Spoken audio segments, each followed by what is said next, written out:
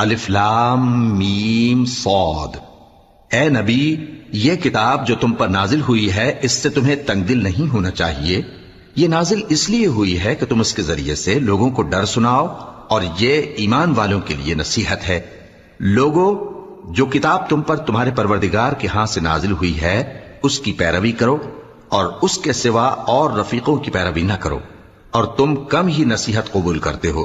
اور کتنی ہی بستیاں ہیں کہ ہم نے تباہ کر ڈالیں جن پر ہمارا عذاب یا تو رات میں آتا تھا جبکہ وہ سوتے تھے، یا دن کو جب وہ قیلولہ یعنی دوپہر کو آرام کرتے تھے، تو جس وقت ان پر عذاب آتا تھا ان کے منہ سے یہی نکلتا تھا کہ ہائے، ہم اپنے اوپر ظلم کرتے رہے۔